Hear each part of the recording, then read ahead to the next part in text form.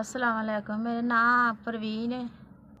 मेरे 2 ਬੱਚੇ ਮਜ਼ਦੂਰ ਨੇ। ਤੁਹਾਡੇ ਵੱਲੋਂ ਸਾਨੂੰ ਆ ਚੌਥੀ ਵਾਰ 10,000 ਰੁਪਇਆ ਆ ਰਿਹਾ ਹੈ। ਭਲਾ ਆਵੇ ਤੁਹਾਡੀ ਮਿਹਰਬਾਨੀ। ਅੱਲਾ ਪਾਕ ਤੁਹਾਨੂੰ ਇਸ ਤੋਂ ਵੀ ਚੋਖਾ ਚੋਖਾ ਦੇ। ਅੱਲਾ ਪਾਕ ਤੁਹਾਡੀਆਂ ਘਰ ਤੇ ਰਹਿਮਤ ਰੱਖੇ, ਤੁਹਾਡੇ ਜੇ ਸਲੂਕ ਤਫਾਕ ਰੱਖੇ। ਅੱਲਾ ਪਾਕ ਤੁਹਾਡੇ ਤੇ ਇੰਨਾ ਦੇ ਕਿ ਤੁਹਾਨੂੰ ਹੋਰ ਅੱਲਾ ਪਾਕ ਇਸ ਤੋਂ ਵੀ ਚੋਖਾ ਚੋਖਾ ਦੇ। ਤੁਹਾਡੇ ਜਿਹੜੇ ਪੈਸੇ ਨੇ ਮੈਂ ਇਹਨਾਂ ਬੱਚਿਆਂ ਦੇ ਕੰਮ ਆਉਂਦੇ ਨੇ। ਇਹਨਾਂ ਦੀਆਂ ਜ਼ਰੂਰਤਾਂ ਪੂਰੀਆਂ ਕਰਨੀਆਂ, ਜੋ ਇਹਨਾਂ ਦੀਆਂ ਸਹੂਲਤਾਂ ਨੇ ਮੈਂ ਉਹ ਲੈ ਕੇ ਦੇਣੀ ਹੈ ਇਹਨਾਂ ਨੂੰ। ਤੇ ਤੁਹਾਡੀ ਮਿਹਰਬਾਨੀ। ਅੱਲਾ ਤੁਹਾਡੇ ਬੱਚਿਆਂ ਨੂੰ ਤੰਦਰੁਸਤੀ ਦੇ। ਅੱਲਾ ਪਾਕ ਤੁਹਾਡੇ ਕਾਰੋਬਾਰ ਵਿੱਚ ਬਰਕਤ ਪਾਏ, ਤੁਹਾਨੂੰ ਇਸ ਤੋਂ ਵੀ ਚੋਖਾ ਚੋਖਾ ਖੁਦਾ ਦੇ ਬਰਕਤ ਪਾਏ। ਅੱਲਾ ਪਾਕ ਰੱਖੇ, ਅੱਲਾ ਜੀ ਤੁਹਾਡੇ ਤੇ ਖੁਦਾ ਰਹਿਮਤ ਰੱਖੇ, ਤੁਹਾਨੂੰ ਅੱਲਾ ਪਾਕ ਬਰਕਤ ਪਾਏ, ਇਸ ਤੋਂ ਵੀ ਚੋਖਾ ਚੋਖਾ ਦੇ। ਅੱਲਾ ਤਾਲਾ ਤੁਹਾਡੇ ਸਲੂਕ ਤਫਾਕ ਦੇ, ਬੱਚਿਆਂ ਤੇ ਰਹਿਮਤ ਰਵੇ, ਤੁਹਾਡੇ ਬੀਵੀ ਬੱਚਿਆਂ ਤੇ ਅੱਲਾ ਪਾਕ ਰਹਿਮਤ ਰੱਖੇ।